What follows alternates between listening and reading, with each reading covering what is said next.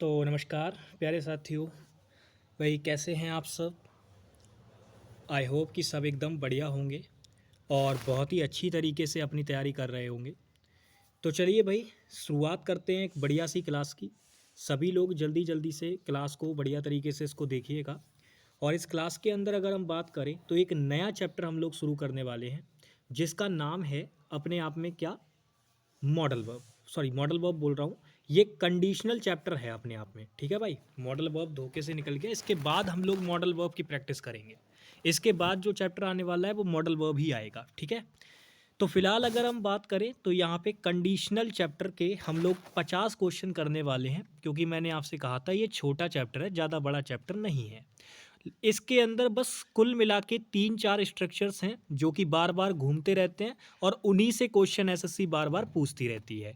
एक दो क्वेश्चन कभी कभी थोड़ा सा टफ लेवल का भी पूछा गया है, तो आप ये मान के चलिए ये जो 50 क्वेश्चन मैं आपके लिए सेलेक्ट करके लाया हूँ, इन 50 क्वेश्चन के अंदर आपको हर तरीके का क्वेश्चन देखने को मिल जाएगा। बच्चों से बच्चों वाला क्वेश्चन और टफ से टफ वाला क्वेश्चन, हर तरीके के क्वेश्चन मैंने इसके अंदर रख रखे हैं। तो चलिए शुरू करते हैं। ये पहला क्वेश्चन है आप लोगों के लिए, इसको ध्यान से पढ़िएगा और इसका आंसर कीजिएगा। क्वेश्चन पढ़ेंगे, कह रहे what would happen if human beings were govern by robots. Question के अंदर अगर मैं बात करूं तो मैं सबसे पहले आपको कंडीशनल चैप्टर के बारे में कुछ थोड़ी बेसिक चीज़ें रिवाइज कराना चाहूँगा। हालांकि मैंने बहुत अच्छे से पढ़ाई भी है और मैंने एक दिन का बीच में समय भी दिया है। मैं हर चैप्टर के बीच में एक दिन का समय इसलिए देता हूँ ताकि आपने जहाँ से भी चैप्टर पढ़ा हो वहाँ से आप सारे कॉन्सेप्ट उसके रिवाइज कर लें। तो यहाँ पे मैं एक छोटी सी चीज़ रिवाइज कराना चाहूँगा। मैंने आपको बताया था जो कंडीशनल होता है, ध्यान से मेरी बात समझेंगे सभी प्यारे साथी। मैंने आपको बताया था जो कंडीशनल होता है ये आपका ओवरऑल, तो अगर हम बात करें वैसे 3 कंडीशनल होते हैं, लेकिन एक और भी आ जाता है। अब देखो इसमें आपका फर्स्ट कंडीशनल होता है, सेकंड कंडीशनल होता है और मेरे प्यारे साथी थर्ड कंडीशनल होता है। एक और भी आपका ऐड होके आ जाता है जिसे हम कहते हैं जीरो कंडीशनल। और आप ये मान के चलिए एग्जामिनर इनके सीधे सीधे जो है स्ट्रक्चर से क्वेश्चन पूछता है। अब अगर मैं आपको सभी के स्ट्रक्चर बताने लग जाऊं तो भाई ये तो फिर से वही वाली बात हो जाएगी। तो जहां जहां क्वेश्चन आता रहेगा, जो भी कंडीशन वहां पे अप्लाई होगा, मैं उसका स्ट्रक्चर वहीं आपको बताते हुए चलूंगा। फिलहाल मैं यहाँ पे बस आपको एक छोटी सी नॉलेज ये देना चाहूँगा, जो आपका फर्स्ट कंडीशनल और ये जो सेकंड कंडीशनल होता है, इन दोनों कंडीशनल की खास बात ये होती है कि ये आपकी क्या होती हैं, प्रेजेंट की इमेजिनेशन होती हैं। ये दोनों की दोनों क्या होती हैं, प्रेजेंट की इमेजिनेशन होती हैं। लेकिन खास बात ये होती है जब आप फर्स्ट कंडीशनल अप्लाई करते हैं तो उसके होने के चांसेस होते हैं, यानी पॉसिबिलिटीज होती हैं इसके होने की। लेकिन जब आप सेकंड कंडीशनल अप्लाई करते हैं तो बस ये केवल एक इमेजिनेशन टाइप की ऐसी होती है जिसके होने के कोई चांस नहीं होते।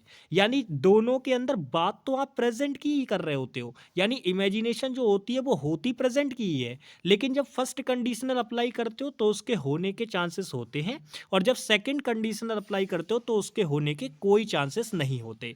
अच्छा, ऐसे ही अगर हम बात करें, जो थर्ड कंडीशनल होता है ये अपने आप में क्या होता है, ये होता है मेरे प्यारे साथी पास्ट की अनरियल सिचुएशन। ये पास्ट की क्या होती है, अनरियल सिचुएशन होती है। यानी आप कह सकते हैं पास्ट की एक ऐसी बात जो कि कोई मतलब ही नहीं था होने का, हो सकती थी लेकिन आपने किया नहीं वैसा। तो ये पास्ट की अनरियल सिचुएशन होती है थर्ड कंडीशनल के अंदर। और याद रखना जीरो कंडीशनल में बच्चे बहुत ज़्यादा परेशान होते हैं कि भैया जी ये जीरो कंडीशनल क्या होता है। तो मैं आपकी जानकारी के लिए बता दूं, जीरो कंडीशनल का मतलब होता है सीधे सीधे फैक्ट। यानी जितने भी आपके फैक्ट हैं, जो बातें असल में होती ही होती हैं, उनमें कंडीशन की कोई बात ही नहीं है, वैसा होगा ही होगा। तो उस केस में जीरो कंडीशनल अप्लाई किया जाता है। जैसे लाइक मैंने कहा, जब आप पानी को फ्रीज करोगे यानी पानी को जब आप जमाओगे तो वो बर्फ बन जाएगा, इट बिकम सॉलिड। तो वो बिल्कुल है और वो वैसा रहेगा, ये फैक्ट है अपने आप में। तो यहाँ पे आप ऐसे नहीं बोल सकते इट विल बिकम सॉलिड, ऐसे नहीं बोलोगे आप, ऐसे बोलोगे इट बिकम सॉलिड, क्योंकि वो सॉलिड हो जाएगा। बिकम सॉलिड बोल देंगे, बात खत्म। आप यहाँ पे फर्स्ट कंडीशनल अप्लाई नहीं कर सकते। तो मैंने आपको यहाँ पे ये बता दिया कि चारों प्रकार के जो कंडीशनल होते हैं उनका यूज कब करना है। जब प्रेजेंट की इमेजिनेशन की बात करनी हो तो फर्स्ट कंडीशनल या सेकंड कंडीशनल आएगा। जब पास्ट से रिलेटेड बात करनी होगी तो क्या आएगा, तो आएगा आपका सीधे सीधे कौन सा, थर्ड कंडीशनल। और जब फैक्ट वाली बात हो, यानी अपने आप में एकदम रियल सिचुएशन होगी होगी ही होगी, ऐसी वाली जब बात होती है तो वहाँ आप जीरो कंडीशनल अप्लाई करते हैं। अब आप ये मान के चलिए, बस मैंने आपका बेसिक रिवीजन कराने के लिए, थोड़ी सी बेसिक इन्फॉर्मेशन रिवाइज कराने के लिए मैंने आपको ये बताया कि कंडीशनल के अंदर क्या चीज़ें होती हैं। ठीक है, अब क्वेश्चन करेंगे डायरेक्ट सीधा। तो पहला क्वेश्चन में अगर आप नोटिस करोगे तो यहाँ पे आप देखो, मैंने आपसे कहा था एक मैं इफ़ कंजंक्शन लेके चलता हूँ स्टैंडर्ड, लेकिन असल में आपको इफ़ कंजंक्शन के दिमाग पे ज़रा और भी कंजंक्शन आपको याद रखने होंगे, जैसे एज इफ हो गया, अनलेस हो गया, अनटिल हो गया, और भी सारे कंजंक्शन होते हैं तो वो भी आपको याद रखने हैं। हालांकि मैं यहाँ पे आपको इफ़ की मदद से ही स्ट्रक्चर याद कराए थे मैंने, आपको याद होगा कंडीशनल के, तो मैं वहीं से आपको बता दूंगा। अब देखो यहाँ पे क्वेश्चन के अंदर अगर आप देखोगे तो इफ़ वाली क्लाउज के अंदर आपको सेकंड फॉर्म ऑफ वर्ब नज़र आ रही है या नहीं? तो आप कहेंगे भैया बिल्कुल। अब आपको मैंने सीधा सीधा स्ट्रक्चर बताया था, अगर आपको इफ़ वाली क्लाउज के अंदर सेकंड फॉर्म ऑफ वर्ब नज़र आ जाए तो ये अपने आप में कौन सा कंडीशनल होता है? सेकंड कंडीशनल होता है। और ऐसे केस में होता क्या है, जो आपकी नॉर्मल वाली क्लाउज होती है उसके अंदर वुड प्लस वर्ब की फर्स्ट फॉर्म हम अप्लाई करते हैं जनरली। नॉर्मली हम अप्लाई क्या करते हैं? वुड प्लस वर्ब की फर्स्ट फॉर्म। पर आपको यहाँ से मैं एक बात बताना चाहूँगा, कभी कभी क्या होता है कि एग्जामिनर इसकी जगह मॉडल वर्ब चेंज भी करके दे देता है, तो अगर मीनिंग बन रहा होगा वहाँ पे तो मॉडल वर्ब चेंज भी हो सकती है। ऐसी बात नहीं है कि केवल वुड ही आएगी। आप इस वुड से ये अंदाज़ा लगाओ कि इसके साथ में क्या आएगा? पास्ट का टेंस आएगा। बस आप ये अंदाज़ा लगा लो इसके साथ में। तो ये चीज़ें दिमाग में आपकी रहनी चाहिए। फिलहाल मोस्ट ऑफ केसेस में आप ये देखना, आपको यही लगाना पड़ेगा। अब यहाँ पे आप देखो ना, यहाँ पे देखो, यहाँ पे आपको इफ वाली क्लाउज के साथ में सेकंड फॉर्म ऑफ वर्ब दे रखी है, तो जो नॉर्मल वाली क्लाउज है उसके अंदर वुड प्लस वर्ब की फर्स्ट फॉर्म दे रखी है। इसका मतलब सेकंड कंडीशनल अप्लाई हो गया। पूरा स्ट्रक्चर ठीक है? बिल्कुल ठीक है। अब बच्चा जैसे ही देखेगा कि यार इसमें तो सेकंड कंडीशनल अप्लाई हो रखा है, मतलब कोई गलती नहीं है, लेकिन मेरे प्यारे साथी इसके अंदर गलती है। और गलती बहुत ही बेसिक सी है, वो ये है कि मैंने आपको बताया था कि बी की फॉर्म आप कभी भी यूज़ करेंगे तो इसके बाद या तो आप थर्ड फॉर्म लगा सकते हैं या वर्ब की फर्स्ट फॉर्म में आईएनजी लगा सकते हैं, पर किसी भी कीमत पे आप फर्स्ट फॉर्म या अदर कोई फॉर्म नहीं लगा सकते। तो आप ज़रा मुझे देख के बताओ, यहाँ पर आपने इस बी की फॉर्म के बाद यहाँ ये फर्स्ट फॉर्म कैसे अप्लाई कर दी? बताओ, क्या ये ठीक है? आपने यहाँ फर्स्ट फॉर्म लगा रखी है, तो यहाँ पे कंडीशनल ठीक अप्लाई कर रखा था एग्जामिनर ने, बस उसने एक टेंस रूपी बेसिक सी गलती करा दी। अगर आप वर्ब चैप्टर में मेरे साथ प्रैक्टिस करके आए हैं तो आप आसानी से बता सकते थे कि भैया यहाँ पे या तो थर्ड फॉर्म लगाओ या फिर आईएनजी वाली। अब यहाँ पे गलती तो है, अगर गलती है तो डी वाला पार्ट हमारा क्या हो जाएगा? राइट आंसर हो जाएगा। और यहाँ पे अगर हम बात करें इसके आंसर की, तो अब दो बच्चे फंस जाएंगे यहाँ पे। अगर इंप्रूवमेंट पूछ लेता और एक ऑप्शन में आपको दे देता गवर्न करके, ये वाला GOBERNED, एक ये करके दे देता, और एक बी वाला ऑप्शन आपको दे देता गवर्निंग करके, तो कई सारे बच्चे यहाँ पे अब भी फंस जाते, यानी आंसर लगाने में फंसते। कुछ बच्चे ए मार्क करके आते, कुछ बच्चे बी मार्क करके आते। पर मैं आपकी जानकारी के लिए बताऊं, जो बच्चे यहाँ पे ए वाला ऑप्शन मार्क करेंगे वो राइट हो जाएंगे। क्यों हो जाएंगे? उसका रीजन सब बहुत अच्छे से बताया हुआ है मेरे प्यारे साथी। यहाँ पर पैसिव सेंस की बात हो रही है। ह्यूमन बींग्स गवर्न नहीं कर रहे हैं यहाँ पे, यानी इंसान शासन नहीं कर रहे, रोबोट के द्वारा इंसानों पर शासन किया जाएगा, यानी कि पैसिव सेंस बनानी है। और पैसिव सेंस बनाने के लिए हमें क्या अप्लाई करना होता है? बी प्लस वर्ब की थर्ड फॉर्म। देखो भाई, पहले ही क्वेश्चन में लगभग मैंने काफ़ी समय ले लिया, 8-9 मिनट क्वेश्चन में ले लिए। रीज़न उसका एक ही, पहले मैंने आपको चैप्टर का बेसिक रिवाइज कराया थोड़ा सा, और उसके बाद मैंने क्वेश्चन को अच्छे से एक्सप्लेन किया है। अब आप ये मान के चलिए, आप जानते हो 2 क्लासेस में हम 50 क्वेश्चन करने वाले हैं, तो समय तो लगेगा ही, लेकिन बहुत अच्छे से एक एक क्वेश्चन को मैं एक्सप्लेन करते हुए चलूंगा। समय लगेगा, कोई दिक्कत वाली बात नहीं है। ठीक है, तो पहले क्वेश्चन का आंसर क्या हो जाएगा? डी वाला ऑप्शन। आगे चलते हैं, आ जाओ भाई। ये रहा नेक्स्ट क्वेश्चन, इसका आंसर करेंगे। क्वेश्चन पढ़िए, कह रहा है if he had not dropped out he will most certainly have completed his education by 2023। ये भी सीजीएल प्री 2022 का क्वेश्चन है। बढ़िया क्वेश्चन है। इसके लिए केवल सिर्फ आपको स्ट्रक्चर पता होना चाहिए। अब स्ट्रक्चर पता करने के लिए मैंने आपसे कहा था कि आप ये देखो आपका कंजंक्शन वाली क्लाउज कहाँ है। आपने देखा ये इफ कंजंक्शन आपको दे रखा है। अब इफ कंजंक्शन के साथ में आप देखो क्या दे रखा है, तो आप कहेंगे भैया हैड प्लस वर्ब की थर्ड फॉर्म दे रखी है। तो मैंने आपको सीधे सीधे क्या बताया था कि अगर इफ वाली क्लाउज में आपको हैड प्लस वर्ब की थर्ड फॉर्म दे दे, अगर इफ वाली क्लाउज में आपको हैड प्लस वर्ब की थर्ड फॉर्म दे दे तो ऐसे केस में जो नॉर्मल वाली क्लाउज होगी उसके अंदर वुड हैव प्लस वर्ब की थर्ड फॉर्म आता है। क्या आता है मेरे प्यारे साथी? वुड हैव प्लस वर्ब की थर्ड फॉर्म। और ये कौन सा कंडीशनल होता है बताओ जरा जल्दी से। तो आप कहेंगे भैया जी ये होता है आपका थर्ड कंडीशनल। कौन सा कंडीशनल होता है? थर्ड कंडीशनल होता है। तो अब स्ट्रक्चर अप्लाई करो सिर्फ।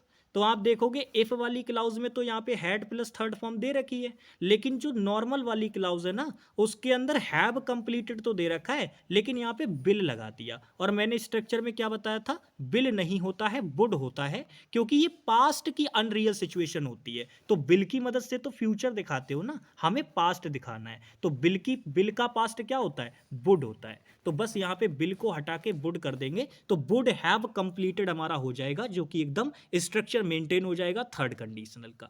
तो किस पार्ट में गड़बड़ है भाई? इसमें भी डी पार्ट में एरर है। ठीक है, डी पार्ट में इसके अंदर भी क्या है? एरर है। नेक्स्ट आ जाओ। ये क्वेश्चन बहुत ही प्यारा है और आप इस क्वेश्चन को आसानी से कर सकते हैं। सीजीएल मेंस का क्वेश्चन है, 2022 में पूछा गया था। लेकिन इस क्वेश्चन के अंदर ना मैं एक लॉजिक बताऊंगा आपको, हालांकि मैंने बहुत बार ये चीज क्लियर की है, लेकिन एक बार फिर से बताएंगे। क्वेश्चन पढ़िए, कह रहे if I was you I would not lose temper in this situation. अगर मैं तुम होता तो मैं ऐसी सिचुएशन में अपना टेम्पर नहीं खोता, मतलब अपना गुस्सा आपा नहीं खोता। टेम्पर का मतलब होता है आपका आपा। कभी कभी देखा ना लोग अपने आपे से बाहर हो जाते हैं, बहुत ज्यादा गुस्सा करने लग जाते हैं, तो वही वाली ये बात यहाँ पे कर रहा है। तो मैंने आपको एक सिंपल सी बात आई के बारे में बताई थी, अगर आपको याद होगा। वैसे आप नॉर्मली अगर देखोगे तो कंडीशनल तो ठीक ही लगा रखा है, क्योंकि आपसे मैंने कहा था चाहे आप वॉज यूज करें चाहे आप वर यूज करें, ये दोनों की दोनों वर्ब की सेकंड फॉर्म होती है। तो आप अगर नोटिस करोगे तो इफ वाली क्लाउज में वर्ब की सेकंड फॉर्म दे रखी है और इधर वाली क्लाउज में वुड प्लस वर्ब की फर्स्ट फॉर्म दे रखी है। तो क्या ये सेकंड कंडीशनल आपका अप्लाई हो रखा है? तो आप कहेंगे भैया बिल्कुल हो रखा है। लेकिन ना यहाँ पे एक छोटी सी गलती है। अगर बच्चा नॉर्मली चेक करेगा तो वो बस इतनी ही चीजें चेक करेगा कि इफ वाली क्लाउज में सेकंड फॉर्म ऑफ वर्ब दे रखी है और नॉर्मल वाली क्लाउज में हमें वुड प्लस वर्ब की फर्स्ट फॉर्म चाहिए, जो कि दे रखा है। तो बच्चा ये देखेगा कि यहाँ पे सेकंड कंडीशनल तो अप्लाई हो रखा है, मतलब क्वेश्चन में कोई गलती नहीं है, और वो इसको नो एरर लगाने के लिए ढूंढेगा। लेकिन क्वेश्चन के अंदर गलती है। गलती क्या है? गलती ये है कि यहाँ पे ना आई आपको दे रखा है। अब आई के साथ क्या होता है, जब हम पास्ट की बात करते हैं तो ऐसे केस में आई के साथ में दोनों चीजें आ जाती हैं। आप इसके साथ वॉज भी यूज कर लेते हो, आप इसके साथ वर भी यूज कर लेते हो। लेकिन सबसे इंपॉर्टेंट मुद्दा ये आता है कि भैया जी हमें कब क्या लगाना है। तो आप एक बात अपने दिमाग में फिट कर लीजिए, ये बात मैंने आपको कई बार बताई है, क्वेश्चंस के दौरान भी मैंने आपको ये बात बताई है कि जब भी आपको जर्नल सेंस की बात करनी हो, यानी नॉर्मल जब आपको बात करनी हो, तब आप आई के साथ वॉज लगाएंगे। लेकिन जब बात आपको कंडीशनल के सेंस में करनी होगी, जब बात आपको कंडीशनल के सेंस में करनी होगी, तब आपको आई के साथ वर ही यूज करना पड़ेगा। थोड़ा सा और आसान बना दूं इन चीजों को आपको। यहाँ पे ये तो मैंने स्पेशली आई के लिए बता दिया, लेकिन एक ऐसा पॉइंट जो मैं और यहाँ पे मेंशन करना चाह रहा हूं वो ये है, आई तो है ही है, साथ ही साथ अदर कोई भी चीज हो। ध्यान से मेरी बात समझना, अदर कोई भी चीज हो। जैसे अगर मैं आपसे पूछूं अदर कोई भी चीज अगर आपको दे रखी है और आपसे वो सिंगुलर और प्लूरल दोनों तरीके से लिखी हुई हो सकती है, तो मैं आपसे पूछूं आप पास्ट में क्या करोगे, तो आप तुरंत कहेंगे भैया जी देखो, अगर कोई चीज पास्ट में सिंगुलर हुई होगी तो हम उसके लिए वॉज लगा देंगे, और अगर प्लूरल होगी तो हम उसके लिए बर लगा देंगे। लेकिन आपको ये मैं बात बताऊं, जो ये आप ऐसा कर रहे हो, ये ऐसा आप तब करोगे जब आप टेंस के सेंस में बात कर रहे हो नॉर्मली। किसके सेंस में बात कर रहे हो? टेंस के सेंस में। लेकिन आप यहां पे एक बात मेरी और दिमाग बैठा लीजिएगा, अदर मतलब चाहे कुछ भी और दे रखा हो, आपको कोई मतलब ही नहीं है। आई के साथ तो मैंने स्पेशली बता दिया, लेकिन चाहे कुछ भी दे रखा हो, अगर आप कंडीशनल दिखा रहे होंगे तो आपको हर हाल में पास्ट में जब बात करनी होगी तो आप वर वर्ब का ही यूज करेंगे, चाहे वो आपको ठीक लगे या गलत लगे, उससे फर्क नहीं पड़ता। कॉन्सेप्ट यही कहता है, जब बात कंडीशनल शो करने की कर रहे होंगे तो चाहे आपको कोई नाउन दिया गया हो या कोई भी प्रोनाउन दिया गया हो, आप जब पास्ट में कंडीशनल की बात कर रहे होंगे तो उसके साथ हर हाल में आपको वर ही लगानी पड़ेगी। आप किसी भी कीमत पे वॉज नहीं लगा सकते। तो यहाँ पे बस कंडीशनल ठीक अप्लाई करके दिया था, बस ये चीज गलत कर दी कि उसने वॉज लगा के दे दिया। तो किस वाले पार्ट में गड़बड़ है भाई? ए वाले पार्ट में। अब ठीक करके बता दो, जब वॉज नहीं आएगा तो यहाँ पे क्या आएगा? तो आप कहेंगे भैया जी वर आएगा। क्या आएगा? वर आएगा। नेक्स्ट आ जाओ क्वेश्चन नंबर 4, इसका आंसर करो। ये भी सीजीएल मेंस का क्वेश्चन है। क्वेश्चन पढ़ो। कह रहा है if you study hard you surely got selected for the scholarship. तो कह रहा है अगर तुम अच्छे से मेहनत करोगे, इफ यू स्टडी हार्ड, अगर तुम अच्छे से पढ़ाई करोगे, you surely got selected for the scholarship, तो तुम स्कॉलरशिप के लिए सेलेक्ट हो जाओगे। अब देखो क्वेश्चन में ना एक छोटी सी गलती है। गलती ये है, आपको सिर्फ ये पता आना चाहिए कि ये जो इफ के साथ वाली क्लाउज है इसमें कौन सी वर्ब दे रखी है, और यहीं से आपको अंदाजा लग जाएगा। आप अगर नोटिस करोगे तो इफ के साथ वाली क्लाउज में मुझे यहाँ पे वर्ब की फर्स्ट फॉर्म नजर आ रही है, और मैंने आपको कहा था कि अगर इफ के साथ वाली क्लाउज में आपको वर्ब की फर्स्ट फॉर्म या फिर वर्ब की फर्स्ट फॉर्म में एस या ईएस नजर आए तो तुरंत समझ जाना कि ये अपने आप में या तो फर्स्ट कंडीशनल बनने की कगार पे जा रहा होगा या फिर आपका जीरो कंडीशनल बनने की कगार पे जा रहा होगा।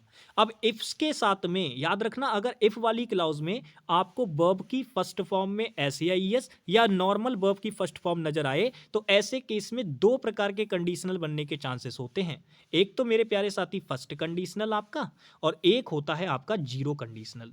अब अगर फर्स्ट कंडीशनल बनेगा, याद रखना मेरी बात को, अगर फर्स्ट कंडीशनल बनेगा तो होगा क्या, जो नॉर्मल वाली क्लाउज होगी ना उसके अंदर आपको बिल सेल देखने को मिलेगा। यानी कि आप ये मान के चलो जो फ्यूचर दिखाने वाली मॉडल वर्ब होती है ना वो देखने को मिलेंगी। मोस्ट ऑफ केसेस में बिल देखने को मिलेगी, लेकिन अगर सेल भी देखने को मिल जाए तो गलत मत करना उसको, फिलहाल मिलती ही नहीं है, आप ये मान के चलो, वो मैंने बस आपको बता दिया है। तो फर्स्ट कंडीशनल जब होगा तो इफ के साथ वाली क्लाउज में तो ये चीजें होंगी, लेकिन फर्स्ट कंडीशनल बनाने के लिए नॉर्मल वाली क्लाउज के अंदर आपको बिल सेल प्लस वर्ब की फर्स्ट फॉर्म देखने को मिलेगी। और जीरो कंडीशनल में याद रखना जो जैसा इफ वाली क्लाउज में होगा सेम उसी प्रकार का, यानी कि आप मान के चलो जब हम वर्ब की फर्स्ट फॉर्म या फर्स्ट फॉर्म में एस या एस लगाते हैं कौन सा टेंस बनता है, तो आप कहेंगे भैया सिंपल प्रेजेंट। तो आप ये मान के रखिए इसके साथ में नॉर्मल क्लाउज में भी आपको सिंपल प्रेजेंट ही रखना पड़ेगा। क्या रखना पड़ेगा? सिंपल प्रेजेंट ही रखना पड़ेगा। ठीक है, ये चीज अपने दिमाग में बिठा लीजिएगा। तो मैंने आपको तीनों प्रकार के कंडीशनल बता दिए, चारों प्रकार के। अब बस केवल आपको उनको अप्लाई करना आना चाहिए। अब इस क्वेश्चन में देखो इफ के साथ वाली क्लाउज में मुझे वर्ब की फर्स्ट फॉर्म नजर आ रही है। अब यहाँ पे गॉट दे रखा है। भाई आप एक बात बताओ, अभी मैंने बताया कि इफ की साथ वाली क्लाउज में अगर वर्ब की फर्स्ट फॉर्म नजर आई तो दो प्रकार हो सकते हैं, या तो उसके साथ फ्यूचर अप्लाई होगा या फिर सिंपल प्रेजेंट अप्लाई होगा, बट यहां पर तो पास्ट अप्लाई करके दे रखा है। तो क्या ये चीज ठीक है? तो आप कहेंगे नहीं भैया जी ये गलत है। अब ये गलत है तो इसकी जगह पे मैं क्या अप्लाई करूं? क्या सिंपल प्रेजेंट अप्लाई कर दूं? तो वो कैसे पता चलेगा? वो पता चलेगा जब आप क्वेश्चन की सेंस को समझेंगे। क्या यहां पे कंडीशन का भाव आ रहा है? आप क्वेश्चन पढ़ो, कह रहा है इफ यू स्टडी हार्ड, यदि तुम कठिन मेहनत करोगे, अच्छे से पढ़ाई करोगे, you surely got selected for the scholarship, तो तुम स्कॉलरशिप के लिए सेलेक्ट हो जाओगे। मेरे प्यारे साथी यहां कंडीशन का भाव आ रहा है, और कंडीशन का जैसे ही भाव आए तुरंत आप फर्स्ट कंडीशनल अप्लाई कर देना। जैसे ही कंडीशन की सेंस आए तुरंत आप फर्स्ट कंडीशनल अप्लाई कर देना। और जब आपको लगे कि वो एक रियल सिचुएशन है, एक फैक्ट टाइप का बन रहा है, वहां कंडीशन की कोई सेंस नहीं आ रही हो, तो उस केस में आप वहां पे सिंपल प्रेजेंट यानी कि जीरो कंडीशनल अप्लाई करना। अब यहां पे कंडीशन की सेंस आ रही है ना, तो अगर मान लो ये क्वेश्चन कल को इंप्रूवमेंट भी पूछ लेता तो इसका इंप्रूवमेंट जो बनता वो विल गेट बनता। Will get, you will surely gate करके, यानी विल प्लस वर्ब की फर्स्ट फॉर्म यहां पे बनता, ये आंसर बनता आपका। और अगर कोई बंदा इसकी जगह पे आंसर ये लगा देता कि केवल हम ये कर देंगे भैया गेट कर देंगे केवल, तो याद रखना केवल गेट करने वाले यहां पे गलत हो जाते, केवल सही होते ये वाले विल गेट वाले। तो किस वाले पार्ट में गड़बड़ है? ये रही गड़बड़ आपकी, गॉट नहीं होगा, यानी सेकंड वाले पार्ट में गड़बड़ है। चलो भाई नेक्स्ट आ जाओ, ये रहा क्वेश्चन नंबर 5, इसका आंसर करो। बताइए भाई इसका आंसर क्या होगा? ये क्वेश्चन भी बढ़िया है। कह रहे if you plant a seed you will be noticed, ठीक है ना? क्वेश्चन पढ़ेंगे, you will be noticed that it takes some time to grow. अब बताइए इस क्वेश्चन में क्या कोई गड़बड़ है? क्या इस क्वेश्चन में कोई गड़बड़ है? देखो क्वेश्चन के अंदर अगर आप नोटिस करोगे तो वैसे कोई गड़बड़ नहीं है, कंडीशन इसने एकदम ठीक बना रखी है। यहाँ पे आप अगर मैं बताऊं तो क्वेश्चन पढ़ते ही मैं समझ गया कि यहाँ पे जीरो कंडीशनल अप्लाई है। कैसे जीरो कंडीशनल अप्लाई है? कह रहे if you plant a seed, अगर आप एक सीड यानी बीज लगाते हैं तो आप कुछ टाइम बाद नोटिस करेंगे कि वो ग्रो हो जाएगा। भाई एक रियल सिचुएशन है, आप कभी भी एक बीज लगाना, वो ग्रो करेगा या नहीं करेगा? क्या उसमें कोई कंडीशन है कि बीज लगाएंगे तो ग्रो करेगा? भाई अगर आपने बीज लगा दिया तो वो एक रियल सिचुएशन है, एक फैक्ट है। जब आप बीज लगाएंगे तो वो ग्रो करेगा ही करेगा, इसमें कंडीशन वाली कोई बात नहीं है। It's a real situation, it's a fact. ठीक है, तो ये चीज होगी ही होगी। और जब कोई चीज होती है तो वहां कंडीशन अप्लाई नहीं करते, वहां जीरो कंडीशन वाली केस बन जाती है। और जीरो कंडीशनल वाले केस में मैंने क्या बताया था कि भाई इफ वाली क्लाउज के अंदर भी सिंपल प्रेजेंट होगा और नॉर्मल वाली क्लाउज के अंदर भी सिंपल प्रेजेंट टेंस अप्लाई करेंगे। तो आप जरा मुझे देख के बताओ, क्या यहाँ पे इफ वाली क्लाउज में सिंपल प्रेजेंट है? तो प्लांट वैसे नाउन भी होता है और ये वर्ब भी होता है। यहाँ पे प्लांट ना किसी चीज को लगाने के सेंस में यूज किया गया है, यहाँ पे ये प्लांट पौधे के सेंस में नहीं है। तो यहां पे अगर हम बात करें तो ये वर्ड वर्ब के रूप में काम कर रहा है और वो भी वर्ब की फर्स्ट फॉर्म, तो बिल्कुल ठीक है। अच्छा, इफ के साथ वाली क्लाउज में फर्स्ट फॉर्म दे रखा है तो कंजंक्शन के साथ वाली जो एक और क्लाउज है उसमें भी ऐसा ही होना चाहिए। तो यहां पर भी देखो इट टेक्स, तो यहां पर भी अगर हम बात करें तो क्या हमें वर्ब की फर्स्ट फॉर्म में एसईआईएस दे रखा है? और वर्ब की फर्स्ट फॉर्म में एसईआईएस क्या सिंपल प्रेजेंट नहीं होता है? तो आप कहेंगे बिल्कुल होता है। अब बच्चा यहां पे तुरंत फंस जाएगा कि भैया जी आपने कहा कि जीरो कंडीशनल अप्लाई होना चाहिए, तो जीरो कंडीशनल के लिए इफ वाली क्लाउज में भी वर्ब की फर्स्ट फॉर्म में मतलब सिंपल प्रेजेंट होना चाहिए और नॉर्मल वाली क्लाउज में भी, तो यहां तो दोनों में है। तो फिर क्वेश्चन में गलती क्या है? नो एरर क्यों नहीं दिया एग्जामिनर ने? भाई क्वेश्चन में गलती कर रखी है। ये क्वेश्चन असल में आपकी ये नॉलेज तो चेक करने के लिए था ही था, लेकिन आपका आंसर लगाने के लिए आपको यहां पर नॉलेज होनी चाहिए थी। क्या नॉलेज होनी चाहिए थी भाई? भाई नॉलेज ये होनी चाहिए थी, आप मुझे बताओ, यहां पर आपने बोला यू विल बी नोटिस्ड। भाई क्या यहाँ पे आपको B plus third form notice नहीं कर पा रहे हो आप मुझे बताओ बी प्लस थर्ड फॉर्म के बारे में क्या बात बताई है मैंने? तो आप कहेंगे भैया जी देखो आपने कहा था बी प्लस थर्ड फॉर्म की बात होती है कि ये 99% केस में पैसिव वॉइस बनाता है और 1% केस में इसके साथ क्या आ जाता है? एडजेक्टिव आ जाता है। ये बात मैंने बताई है। तो 99% में जब ये पैसिव वॉइस बनाएगा तो क्या यहाँ पर पैसिव वॉइस बन रही है? आप जरा देख के बताओ भाई, नोटिस किसके द्वारा किया जाएगा? यू के द्वारा, तुम्हारे द्वारा। तो सब्जेक्ट हमारा काम कर पा रहा है। और मैंने आपसे क्या कहा था, जब भी आपका सब्जेक्ट काम कर पा रहा होता है तो उस केस में एक्टिव सेंस अप्लाई होती है, पैसिव का कोई रोल नहीं होता। तो मेरे प्यारे साथी यहां पर जो आपने ये देखो ये कर रखा है ना, ये विल बी नोटिस्ड, ये गलत है। आपको इसकी जगह केवल बस क्या करना था? विल नोटिस करना था। यानी विल बी नोटिस्ड की जगह हमें क्या करना था? केवल विल नोटिस, बस केवल इतना करना था आपको। लेकिन जबरदस्ती में पैसिव सेंस यहां पे लगा के दे रखी थी, बस यही गड़बड़ थी। और बाकी इस क्वेश्चन को मैंने यहां पे क्यों रखा? क्योंकि यहां पे जीरो कंडीशनल अप्लाई हो रहा था और मैं जीरो कंडीशनल आपको दिखाना चाह रहा था। ठीक है, चलो नेक्स्ट आ जाओ। ये रहा क्वेश्चन नंबर 6, इसकी बात करेंगे। क्वेश्चन पढ़िए, कह रहा है if India will win this match they will win the series. अगर इंडिया ये मैच जीतती है तो फिर इंडिया सीरीज जीत जाएगी। दे, वैसे तो देखो यहाँ पे अगर मैं बात करूँ, यहाँ पे क्वेश्चन के अंदर दो गलतियां हैं, लेकिन एसएससी ने, मुझे नहीं पता कि एसएससी ने क्या किया होगा। ये सीएचएसएल 2020 में माना गया था, क्वेश्चन पूछा गया था और इसके अंदर क्वेश्चन में सिर्फ अगर आंसर लगाने की बात है तो इस क्वेश्चन के अंदर बच्चा अगर आंसर लगाएगा तो गलती करेगा। क्या करेगा गलती? मैं आपको बता रहा हूँ। देखो यहाँ पे एक जो जेन्युइन गलती है एकदम, जो एसएससी ने सच में बनाई है, वो तो इस वाले पार्ट के अंदर है, लेकिन एसएससी ने एक गलती यहां पर भी की है। क्या गलती की है? कह रहा है if India will win this match they will win this series. तो सीरीज कौन जीतेगा? सीरीज कौन जीतेगा? अगर इंडिया ये मैच जीतती है तो वो ये सीरीज जीत जाएंगे। भाई इंडिया मैच जीत रही है तो सीरीज भी कौन जीतेगा? इंडिया ही जीतेगी। जनरल सेंस है, कॉमन सेंस है। अगर कॉमन सेंस है तो यहां पे इंडिया के लिए प्रोनाउन क्या दे लगाएंगे?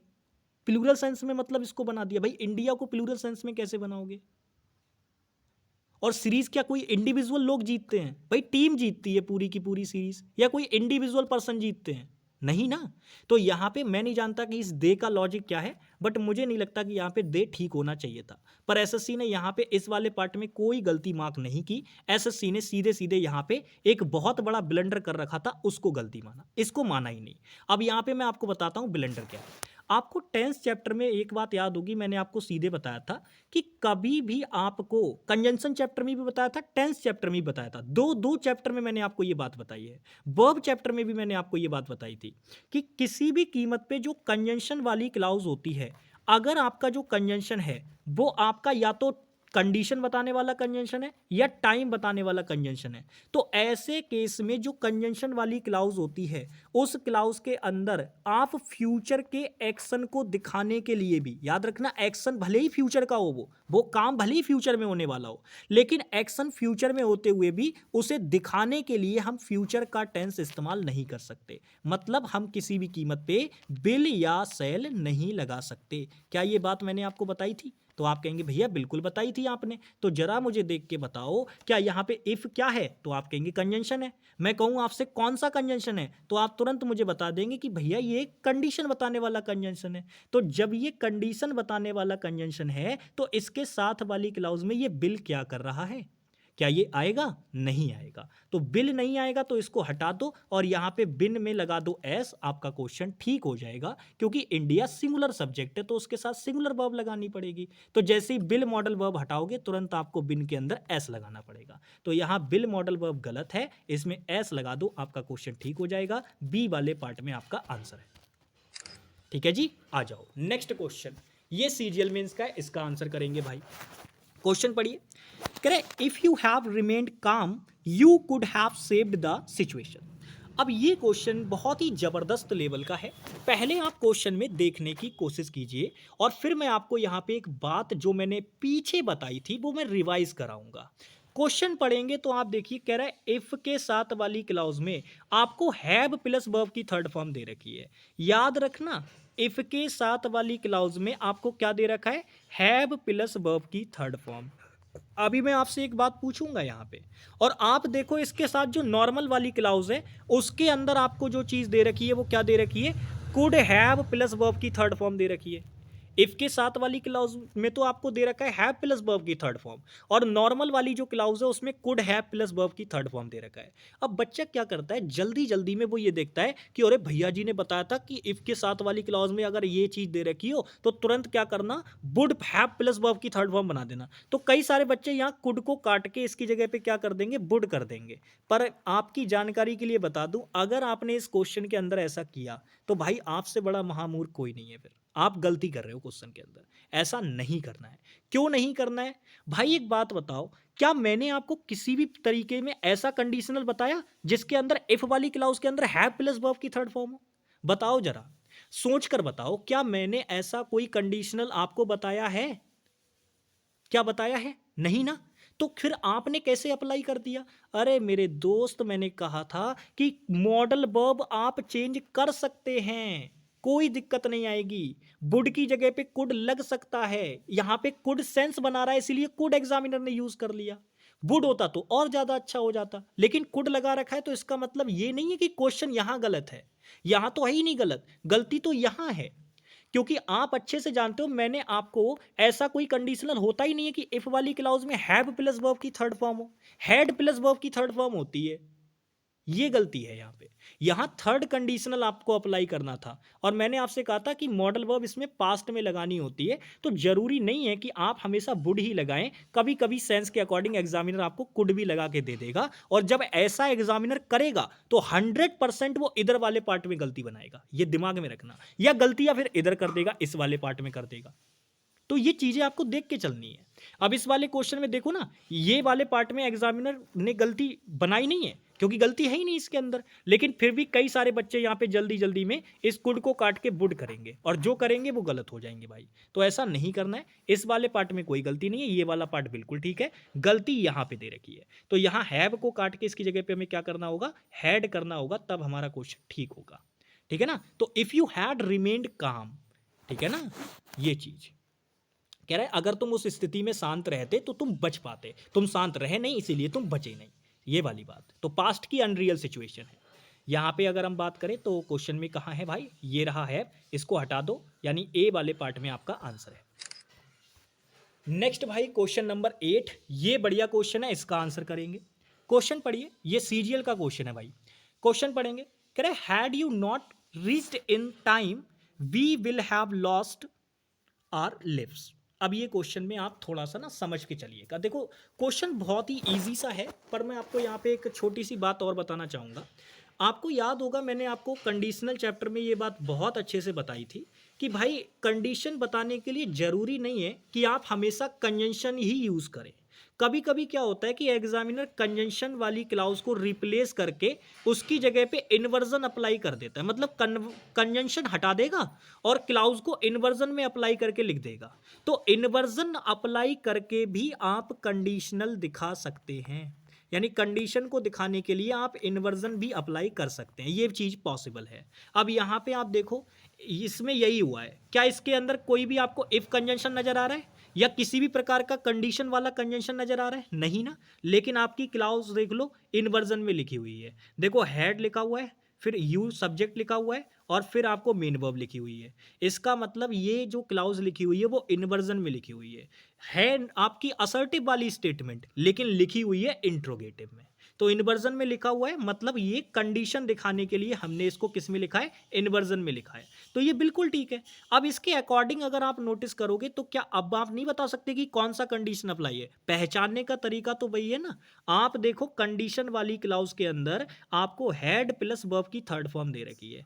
अब आप बताओ हैड प्लस वर्ब की थर्ड फॉर्म अगर कंडीशन वाली क्लाउज में दे रखी होती है तो नॉर्मल वाली क्लाउज के अंदर कौन सी फॉर्म, क्या चीज़ें चाहिए हमें? तो आप कहेंगे भैया वहाँ पास्ट परफेक्ट कॉन्टिन्यूस होना चाहिए। तो यहाँ पे तो आपने हैव लिख रखा है, लॉस्ट लिख रखा है, लेकिन यहाँ पे आपने बिल लगा दिया, तो बिल नहीं होगा क्योंकि इससे तो फ्यूचर वाली बात आ जाएगी। हमें पास्ट चाहिए, तो बिल मॉडल वर्ब को हटा के इसकी जगह पे हम क्या लगा देंगे? वुड लगा देंगे, हमारा क्वेश्चन ठीक हो जाएगा। ठीक है ना। अब इस क्वेश्चन का सिर्फ अगर आंसर लगाने की बात होती तो कोई बहुत सारे तरीके थे। आप टेंस का रिलेशन कॉन्सेप्ट लगाते, उससे भी लगा सकते थे आंसर। आंसर लगाने की कोई वो बात नहीं है, आप आंसर बहुत आसानी से लगा सकते हो। लेकिन मैंने कहा कि मुझे आपको एक एक बात बतानी है, वो भी चैप्टर से रिलेटेड, इसीलिए मैं आपको ऐसे बताया। ठीक है, चलो नेक्स्ट क्वेश्चन पे आ जाओ। ये क्वेश्चन पढ़ो। कह रहा है mister Rao ask the new comer to his office if he will minded, ध्यान से समझिएगा, he will minded working late that day. ये चीज है। तो क्वेश्चन में अगर आप ध्यान से नोटिस करोगे तो इफ वाली क्लाउज के अंदर ध्यान से देखना, इफ वाली क्लाउज के अंदर आपको बिल माइंडेड करके दे रखा है। भाई क्वेश्चन में समझो, बिल के साथ मॉडल वर्ब है, थर्ड फॉर्म कैसे आ गई?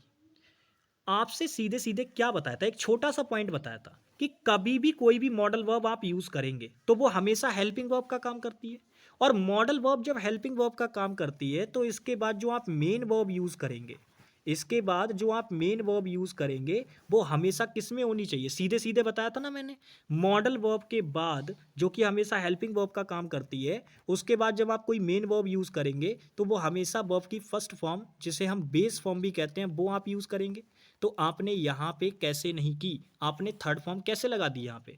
तो यहाँ पे यही गलती है, थर्ड फॉर्म लगा रखी है, जो कि भाई गलत हो जाएगा। अब यहाँ पे बच्चे के दिमाग में तुरंत आएगा भैया जी मैं इसको ठीक कैसे करूँ? तो क्या मैं यहाँ पे बिल हटा दूँ, माइंड कर दूँ तो क्या ठीक हो जाएगा? नहीं दोस्त। क्वेश्चन में अगर आप नोटिस करोगे तो ये आपने अगर डायरेक्ट इनडायरेक्ट पढ़ा हुआ है तो आप आसानी से इस क्वेश्चन को कर सकते हैं। अगर आप देखोगे तो कंडीशन बात कब पूछा, कब था ऑफिस के न्यू कमर से, कब पूछा था? पास्ट में। तो जरूर कंडीशन भी उस दिन किसकी रही होगी? पास्ट की रही होगी। तो पास्ट की कंडीशन जब आपको मेंटेन करानी है तो जब इधर पास्ट दे रखा है तो बस आप इधर भी पास्ट ही रख दो, आपका काम ठीक हो जाएगा। और पास्ट रखने के लिए भी मैंने क्या कहा, ये वाली बात और ये वाली बात पूछा। क्या पूछा? कि वो उस दिन काम करने के लिए, लेट काम करने के लिए माइंड तो नहीं करेगा, ये पूछा। तो यहाँ पे अगर हम बात करें, आप बस इस बिल को हटा दो और इसकी जगह पे हेड माइंडेड कर दो, आपका ठीक हो जाएगा क्वेश्चन। तो बिल मॉडल वर्ब को हटा के इसकी जगह पे क्या कर दो? हैव माइंडेड कर दो, आपका ठीक हो जाएगा। या अगर हम बात करें कंडीशन बनाने, पास्ट की कंडीशन बनानी है तो वुड हैव माइंडेड कर दो, तब भी ठीक हो जाएगा। लेकिन केवल बिल मॉडल वर्ब लगाओगे तो बात गलत हो जाएगी। यही वाले पार्ट में गड़बड़ है आपका। ठीक है, इफ वाली क्लाउज के अंदर। ठीक है, अब अगर इस क्वेश्चन का सिर्फ आंसर लगाने की बात होती तो बच्चा आसानी से लगा सकता था, केवल इतनी बात जिसे पता होती कि भैया इफ एक कंजंक्शन है जो कि कंडीशन बताता है, और कंडीशन वाली क्लाउज में कभी भी बिल सेल नहीं आता, चाहे कुछ भी हो जाए। तो इतनी बात से भी आप सिर्फ आंसर लगा सकते थे। नेक्स्ट आ जाओ, ये रहा क्वेश्चन नंबर 10, इसका आंसर करो। कह रहा है that man would have attacked you if you went that way, कह रहा है कि अगर तुम उस रास्ते गए होते तो उस व्यक्ति ने तुम पे हमला कर दिया होता, कुछ इस प्रकार का इसका मीनिंग है। लेकिन मुझे नहीं लगता कि मीनिंग की आपको आवश्यकता पड़ेगी, आप यहाँ पे आसानी से क्वेश्चन को ठीक कर सकते हैं। मेरे पास ध्यान से आप इसको समझिएगा। देखो क्वेश्चन के अंदर अगर हम बात करें तो यहाँ पे दैट वे और दैट मैन, क्या इससे आप आइडिया नहीं लगा पा रहे हैं कि ये कंप्लीट रूप से पास्ट की बात कर रहे हैं? और मैंने आपको सीधे सीधे बताया था कि जब आप कोई पास्ट की कंडीशन रखना चाहेंगे, पास्ट की कंडीशन, तो उसके लिए आपको केवल केवल थर्ड कंडीशनल ही अप्लाई करना होता है। भाई मैंने जो चीजें बताई हैं मोर देन सफिशिएंट है, आप अप्लाई तो करो उनको। ये यहां से आपको आइडिया नहीं लग रहा है? दैट मैन, उस आदमी ने तुम पे हमला कर दिया होता यदि तुम उस रास्ते से गए होते। तो मेरे प्यारे साथी ये पूरी कंडीशन अपने आप में पास्ट में जा रही है। अगर ये पास्ट में जा रही है तो मैंने आपसे क्या कहा था कि जब भी आपको कंडीशन पास्ट में बतानी हो तो उस केस में आपको थर्ड कंडीशनल अप्लाई करना होता है। अब थर्ड कंडीशनल का स्ट्रक्चर क्या होता है? तो नॉर्मली अगर मैं आपको इसका स्ट्रक्चर बताऊं तो मैंने आपसे कहा था कि इफ वाली क्लाउज के अंदर आपको देखने को मिलेगा हैड प्लस वर्ब की थर्ड फॉर्म, और जो नॉर्मल वाली क्लाउज होगी उसके अंदर आपको देखने को मिलेगा वुड हैव प्लस वर्ब की थर्ड फॉर्म। क्या देखने को मिलेगा? वुड हैव प्लस वर्ब की थर्ड फॉर्म। तो आप देखो नॉर्मल वाली क्लाउज में क्या चीजें ठीक दे रखी हैं, तो आप यहाँ पे देखो वुड हैव प्लस वर्ब की थर्ड फॉर्म दे रखा है, जी दे रखा है। इसका मतलब ये वाला हिस्सा ठीक है, यहाँ बेंट नहीं आएगा, ये गलत हो जाएगा। बेंट की जगह पे हमें क्या करना होगा? Had gone. क्या करना पड़ेगा? हैड गॉन करना पड़ेगा। अब याद रखना कंडीशनल चैप्टर पे बेस्ड जब क्वेश्चन इंप्रूवमेंट में पूछे जाते हैं भाई बच्चा बहुत फंसता है, बहुत फंसता है। मैं आपको दिखाऊंगा अभी आगे। नेक्स्ट आ जाओ, ये रहा क्वेश्चन नंबर 11। अब इसका आंसर करो। ये क्वेश्चन भी बढ़िया है। कह रहा है I would have died if he did not dress my bound that day. कहता मैं उस दिन मर गया होता अगर उसने मेरे घाव को साफ ना किया होता उस दिन। अब फिर से पही बात, दैट डे डेफिनेटली पास्ट की बात कर रहा है। अगर पास्ट की बात कर रहा है तो मैंने सीधे कहा था कि भैया जब आपको पास्ट की कंडीशन बनानी हो, पास्ट की कंडीशन बनानी हो तो उस केस में आपको थर्ड कंडीशनल अप्लाई करना होता है। क्योंकि जो आपके फर्स्ट कंडीशनल और सेकंड कंडीशनल होते हैं इनका सीधा सीधा भैया क्या होता है? ये प्रेजेंट की इमेजिनेशन होती हैं। और प्रेजेंट की इमेजिनेशन भी कैसी? एक प्रेजेंट की सिचुएशन होती है, उसके होने के चांसेस होते हैं, और एक केवल केवल प्रेजेंट की इमेजिनेशन होती है, उसके होने के कोई चांसेस नहीं होते। आपने ऐसे वाले क्वेश्चन लोगों को बताते हुए सुना होगा कि काश कि मैं राजा होता तो मैं ये कर देता, तो वो प्रेजेंट की इमेजिनेशन होती है, उसके होने के चांसेस नहीं होते। तो उसके लिए सेकंड कंडीशनल हमको अप्लाई करना पड़ता है। फर्स्ट कंडीशनल ऐसी चीजें होती हैं जिनके होने के चांसेस होते हैं। ठीक है, तो ये वाली बात मैंने आपको बताई थी। तो कभी भी आपको याद रखना है अगर आपको पास्ट की कंडीशन बतानी हो कोई भी, तो उस केस में आप केवल केवल थर्ड कंडीशनल ही अप्लाई कर पाएंगे। लेकिन अगर प्रेजेंट की कंडीशन बतानी हो या सिचुएशन बतानी हो तो उस केस में आप फर्स्ट कंडीशनल या सेकंड कंडीशनल अप्लाई करेंगे, और आपका जो जीरो कंडीशनल होता है वो भी कहीं ना कहीं इसी से रिलेट करता है। तो तीन कंडीशनल अकेले अकेले अगर हम बात करें तो वो प्रेजेंट से ही रिलेशन रखते हैं अपना पूरी तरीके से। बाकी केवल एकमात्र इकलौता आपका है थर्ड कंडीशनल जो कि पास्ट की कंडीशन बताने के लिए आता है। अब जितनी इस क्वेश्चन के अंदर बात बताइए, अगर ये आप समझ गए तो कंडीशनल चैप्टर इतने में ही खत्म है आपका, बस इससे ज्यादा कुछ नहीं है। अब इस क्वेश्चन में पास्ट की कंडीशन बतानी है। पास्ट की कंडीशन बताने के लिए अभी बताया थर्ड कंडीशनल अप्लाई करना है। तो नॉर्मल वाली क्लाउज में वुड हैव थर्ड फॉर्म होना चाहिए, दे रखा है जी, बिल्कुल दे रखा है। तो इसका मतलब इधर तो गलती नहीं है, इधर गलती नहीं है। तो जो इफ वाली क्लाउज होगी उसके अंदर आपको क्या चाहिए? हैड प्लस वर्ब की थर्ड फॉर्म। पर यहां पे क्या दे रखा है? डिड। डिड कौन सी फॉर्म होती है? Second form of verb. तो भाई ये तो गलत हो गया, क्योंकि ये तो नॉर्मल आपका क्या सेकंड कंडीशनल अप्लाई करने वाली बात कर दी यहाँ पे। तो ये चीज क्या हो जाएगी? गलत हो जाएगी। यहां पर भी गलती, यहां पर भी गलती। अब इन दोनों को हटा के इसकी जगह पे हम क्या करेंगे? इसका अगर पूरा इंप्रूवमेंट आपको बनाना है तो वो बनेगा had not dressed. Had not dressed, ठीक है, ये बनेगा। यानी कि आंसर किस वाले पार्ट में भाई? ये रहा आंसर आपका, ए वाला ऑप्शन। ठीक है, ए वाला ऑप्शन आपका राइट आंसर हो जाएगा। चलिए नेक्स्ट क्वेश्चन पे चलते हैं। 20 क्वेश्चन करेंगे इस क्लास के अंदर हम लोग। नेक्स्ट क्वेश्चन ये भी बढ़िया है, इसका आंसर करो। कह रहा है if I had gone to the library I can have borrowed a book. अब देखो ये एमटीएस का क्वेश्चन है, और जैसा कि मैंने कहा था कि आपको हर लेवल के क्वेश्चन देखने को मिलेंगे, तो आप ये मान के चलिए ये स्ट्रक्चर बेस्ड क्वेश्चन और बेसिक क्वेश्चन है, बिल्कुल बच्चों वाला, आप आसानी से उड़ा सकते हैं। आप सिर्फ स्ट्रक्चर मैच करो।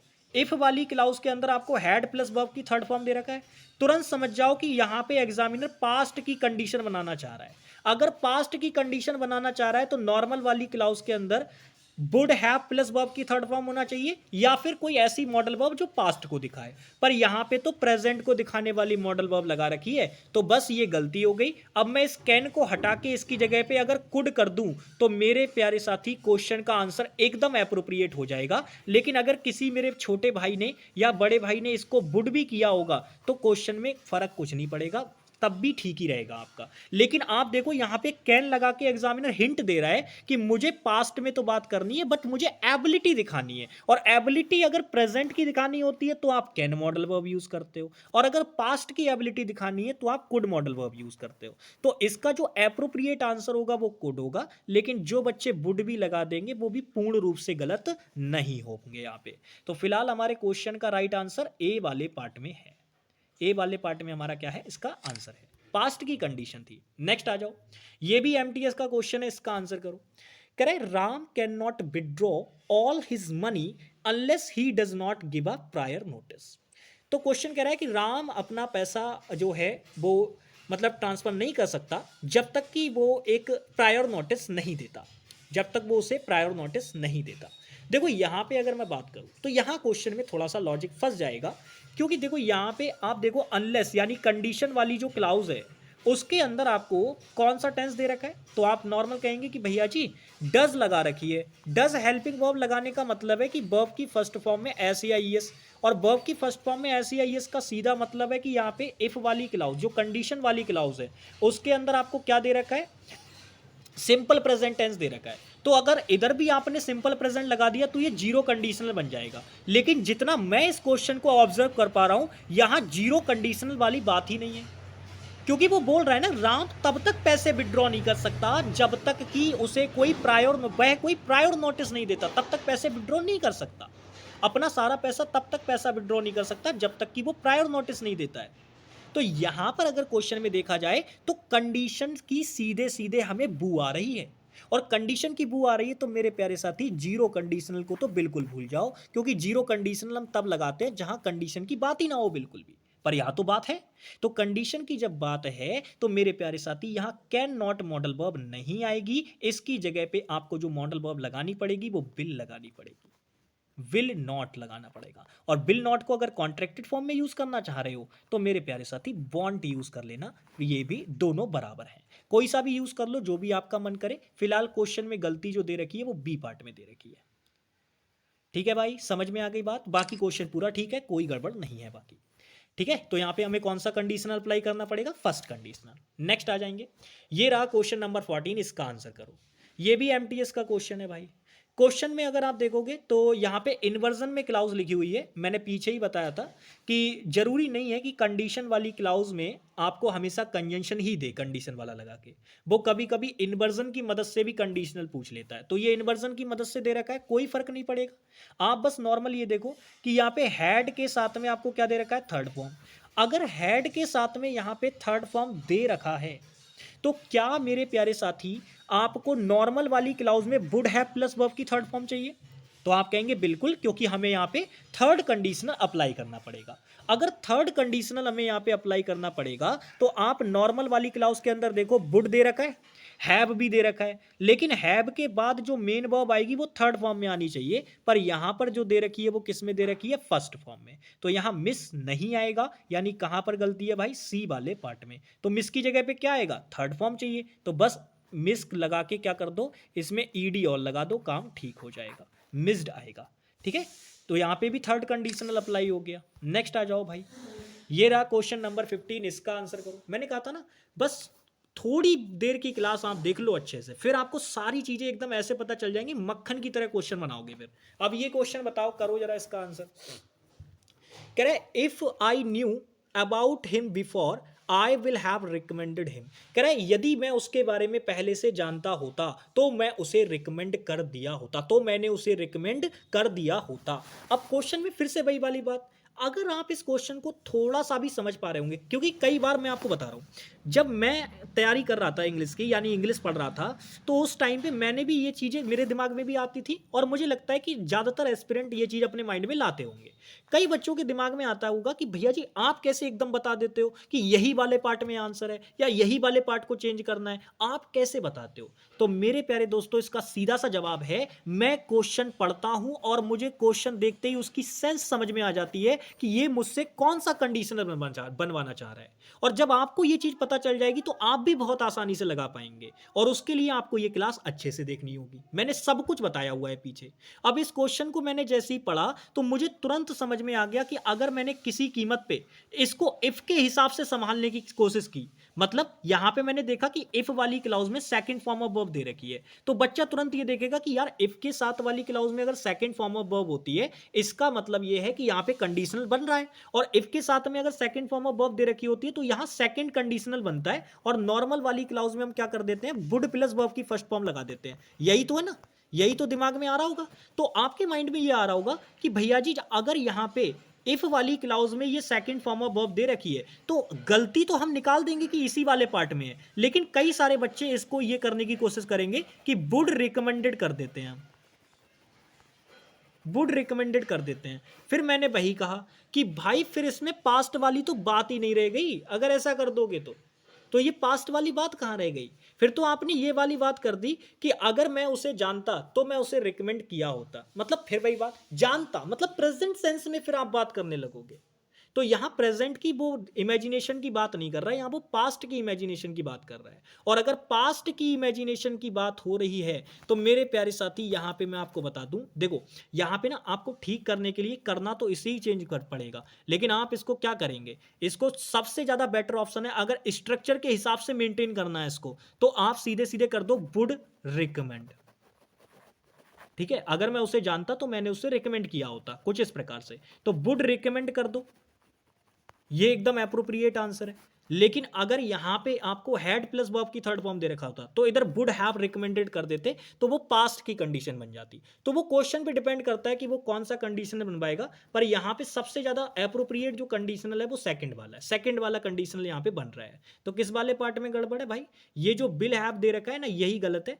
इसकी जगह पे अगर हम बात करें, एक मिनट सॉरी, ऐसे तो क्वेश्चन गलत हो जाएगा यार, नहीं सेकंड कंडीशनल अप्लाई नहीं होगा इसके अंदर भाई, हाँ सेकंड कंडीशनल अप्लाई नहीं होगा, क्योंकि अगर सेकंड कंडीशनल हमने अप्लाई किया तो हम इस विल हैव को काट के इसकी जगह पे वुड लगा पाएंगे, और अगर इसकी जगह पे हमने वुड लगाया तो वुड के बाद ये रिकमेंडेड वर्ब भी तो दे रखी है, फिर ये गलत हो जाएगी। नहीं भाई, यहाँ पे थर्ड कंडीशनल ही अप्लाई करना पड़ेगा, और अगर थर्ड कंडीशनल अप्लाई करोगे तो फिर इधर हमें क्या चाहिए, पास्ट चाहिए, लेकिन सेकंड फॉर्म ऑफ वर्ब लगाओगे वो भी कंडीशन वाले सेंस में, तो फिर वो पास्ट का काम तो करती ही नहीं है सेकंड फॉर्म ऑफ वर्ब, वो प्रेजेंट की इमेजिनेशन दिखाती है।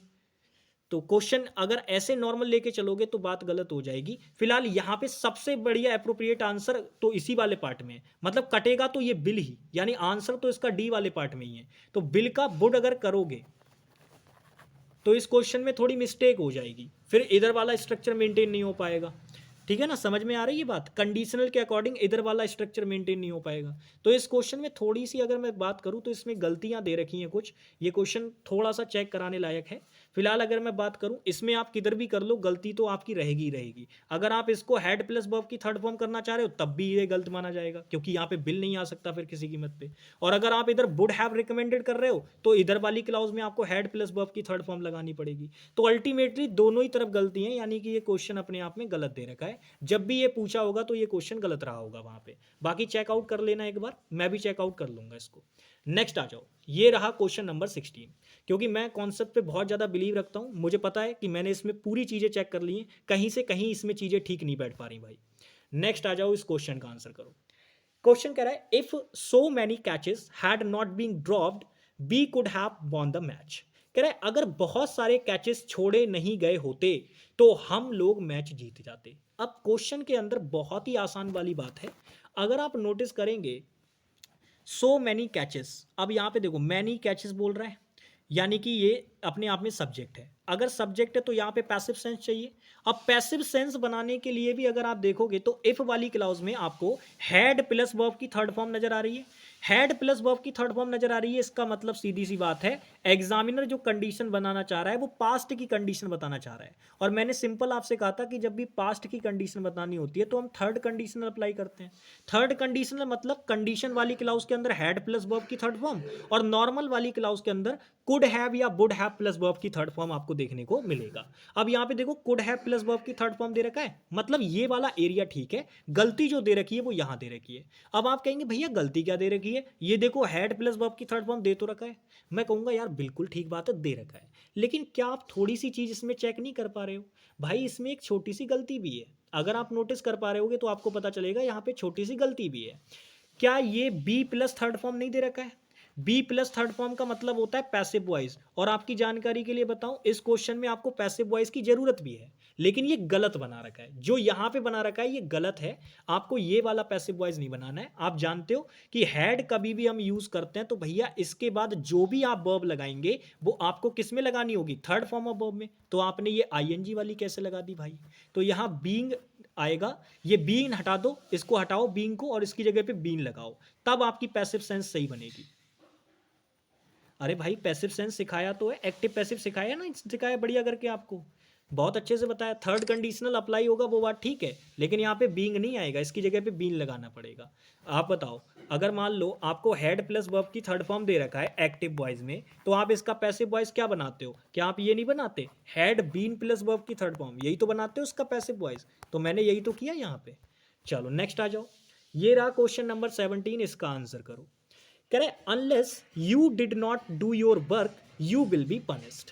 तो क्वेश्चन कह रहा है अगर तुम अपना काम नहीं करोगे तो तुम्हें पनिश किया जाएगा, ये टीचर ने कहा है। अब ये डायरेक्ट का क्वेश्चन है तो टेंस अपने हिसाब से मैं मेंटेन कर सकता हूं। पहली चीज तो मैं ये देखूंगा कि ये कंजंक्शन अनलेस जो है वो कंडीशन बताने वाला कंजंक्शन होता है। इससे पहले मैंने आपको कंजंक्शन चैप्टर ही पढ़ाया था, और इसीलिए मैंने वो चैप्टर पढ़ाया था क्योंकि मुझे पता था कि उसकी जरूरत इस वाले चैप्टर के अंदर बहुत पड़ेगी। क्या मैंने आपको कंजंक्शन अनलेस के बारे में सारी बातें बताई हैं? तो आप कहेंगे जी भैया जी बिल्कुल आपने बताई हैं। आपने बताया था अनलेस कंडीशन दिखाने वाला कंजंक्शन होता है और ये निगेटिव कॉनोटेशन का कंजंक्शन होता है, इसीलिए इसके साथ हम किसी भी कीमत पे नॉट, नेवर जैसी या किसी भी प्रकार की निगेटिव एडवर्ब यूज नहीं कर सकते।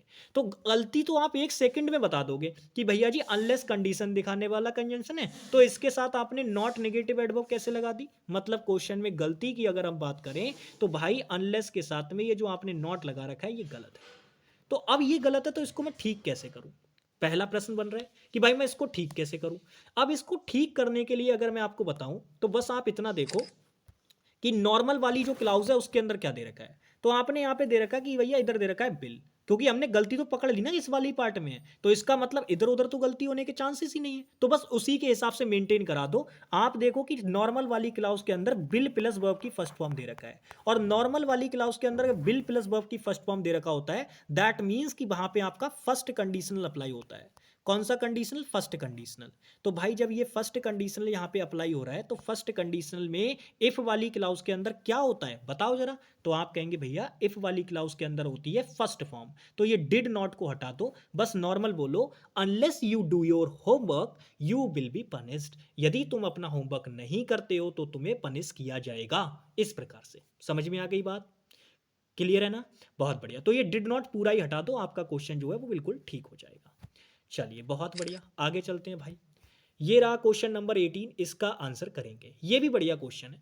कह रहे if the car hadn't broken down be will be at office now. अब ये क्वेश्चन बढ़िया है। क्वेश्चन के अंदर अगर आप नोटिस करेंगे तो वो कह रहा है यदि हमारी कार खराब ना हुई होती तो हम अब तक ऑफिस पहुंच गए होते। अब आप देखिए कार खराब कब होने की बात हो रही है, तो आप कहेंगे भैया जी पास्ट में। अब आप कहेंगे ऑफिस कब पहुंचे होते, तो भैया पास्ट में। लेकिन क्या मैंने आपको टेंस चैप्टर पहले ही नहीं पढ़ा रखा है? मैंने आपको बताया नहीं था कि ये नाउ क्या होता है? तो आप कहेंगे भैया आपने बताया था नाउ जो होता है ये प्रेजेंट का टाइम होता है। अब आप जरा मुझे बताओ अगर ये प्रेजेंट का टाइम है तो क्या मुझे किसी भी तरीके से पास्ट का सहारा लेना पड़ेगा? तो आप कहेंगे भैया जी देखो, यहाँ पे क्वेश्चन को ठीक करने के लिए हमें क्या करना होगा, हमें बस क्वेश्चन को ठीक करने के लिए चीज़ों को मेंटेन करना पड़ेगा। और अब वो हम ऐसे करेंगे, यहाँ पे हम क्या करें, इस चीज़ को हटा के अगर इसकी जगह पे मैं केवल केवल इफ वाली क्लाउज के अंदर क्या कर दूं, नॉर्मल टेंस अप्लाई कर दूं, यानी केवल इतना कर दूं, ब्रेक, ठीक है, ब्रेक और डाउन, केवल इतना बोल दूं तो मेरा काम ठीक हो जाएगा, ब्रेक्स डाउन। अब ब्रेक्स डाउन का मतलब होता है यदि मेरी कार खराब ना हुई होती तो मैं इस टाइम तक ऑफिस पहुंच चुका होता, यानी पहुंच गया होता, इस प्रकार से वो बोलना चाह रहा है। तो इफ वाली क्लाउज के अंदर अगर मैं सिंपल प्रेजेंट अप्लाई कर दूं और नॉर्मल आगे वाली क्लाउज में मैं बिल प्लस वर्ब की फर्स्ट फॉर्म अप्लाई कर दूं, तो क्या यहाँ पे मेरा फर्स्ट कंडीशनल अप्लाई हो रहा है एकदम परफेक्ट? तो आप कहेंगे बिल्कुल भैया जी, फर्स्ट कंडीशनल का मतलब होता है प्रेजेंट की इमेजिनेशन। तो वो बता रहा है कि यार काश अगर मेरी गाड़ी खराब ना हुई होती तो मैं अब तक ऑफिस पहुंच गया होता, कुछ इस प्रकार से। तो यहाँ पे ये वाला पार्ट जो हैड ब्रोकन डाउन वाला है, इस वाले पार्ट को हटा के आप इसकी जगह पे ये लगा देंगे, तब आपका क्वेश्चन ठीक हो जाएगा, दोनों तरफ चीजें मेंटेन हो जाएंगी। क्योंकि फिर नॉर्मल वाली क्लाउज के अंदर बिल प्लस वर्ब की फर्स्ट फॉर्म होनी चाहिए, वो देखो ये लगा रखी है, ठीक है। तो आपको देख के आइडिया लग जाएगा कि आप कैसे ठीक करेंगे। अब कई सारे बच्चे जो यहाँ पे दिमाग में, मैं बता रहा हूँ ना, बच्चों का दिमाग है कई तरीके से चलता है। अब क्या करेंगे, कुछ बच्चों के दिमाग में ये आ रहा होगा कि भैया अगर मैं इस हैड ब्रोकन को इसकी जगह पे केवल ब्रोक कर देता, अब अगर मैं ऐसे बोल देता if the car broke down, तो भाई तो गलत हो जाता। कैसे गलत होता? फिर इफ वाली क्लाउज में आप सेकंड फॉर्म ऑफ वर्ब लगा देते, और सेकंड फॉर्म ऑफ वर्ब का मतलब होता है सीधे सीधे सेकंड कंडीशनल, और सेकंड कंडीशनल अप्लाई करोगे तो नॉर्मल वाली क्लाउज में क्या होना चाहिए, वुड, लेकिन आपकी क्लाउज में क्या दे रखा है, बिल। तो कैसे मेंटेन कराते फिर सेकंड कंडीशनल? इसका मतलब यहां पे आप ब्रोक लगा ही नहीं सकते थे। अब अगर मान लो यहां पे आपने हैड ब्रोकन लगा भी रखा है, तो यहां पे फिर क्या करोगे, विल हैव बीन करोगे, will have been office now, ऐसे करके बताओ भाई। अगर आपने ऐसे कर दिया will have been office now, तो कर ही नहीं सकते, क्यों? क्योंकि हैड के साथ में वुड चाहिए आपको, और वुड हैव बीन कर दोगे तो फिर बात पास्ट में चली जाएगी, पास्ट में चली जाएगी तो फिर ये नाउ कहाँ ले जाओगे इसको, फिर ये नाउ क्वेश्चन गलत कर देगा। तो इसी वजह से जो मैंने आपको इसका इंप्रूवमेंट बताया है वो एकदम परफेक्ट है। ये अगर मैं यहाँ पे इसको देख के अगर मैं इसको ठीक करता और मैं इसको ऐसे कर देता वुड हैव बीन, तो मेरे प्यारे साथी बात तब भी गलत हो जाती, क्योंकि ये नाउ है, नाउ प्रेजेंट का टाइम होता है, और उसके साथ आप किसी भी कीमत पे चीजें लगाएंगे तो वो ऐसी लगाएंगे जो या तो प्रेजेंट की तरफ इंडिकेट कर रही हो या फिर फ्यूचर की तरफ इंडिकेट कर रही हो। आप किसी भी कीमत पे पास्ट वाली चीज अप्लाई नहीं कर सकते इसके साथ। तो ये चीजें हैं। नेक्स्ट आ जाइए, ये रहा क्वेश्चन नंबर 19, और ये सीपीओ में पूछा गया क्वेश्चन है, बहुत ही आसान क्वेश्चन है, आराम से आप कर सकते हैं। क्वेश्चन कह रहा है unless you do not run fast you can not catch the bus. अब ये देखो फैक्ट है। अब आप यहाँ पे ये नहीं कह सकते कि भैया जी ये फैक्ट कैसे हो गया, ये तो कंडीशन लग रही है कि अगर तुम तेज नहीं दौड़ोगे तो तुम बस नहीं पकड़ पाओगे। भाई मैं इसको जीरो कंडीशनल की तरह भी बोलता हूँ। आप समझो, बस खड़ी हुई है, आप बड़ा हल्के हल्के से मटक मटक के चल के जा रहे हो, क्या आप बस पकड़ लोगे? बस की टाइमिंग होती है कि भाई वो 2 मिनट ही रुकेगी। अब पता चला आप दूरी पे थे, आप पहुंच ही नहीं पाए बस तक, तब तक वो चली गई। तो वो बोल रहा है कि अगर आप तेज नहीं दौड़ोगे तो भाई आप बस तक नहीं पकड़ सकते, बस नहीं पकड़ पाओगे आप, ऐसे करके बोल रहा है।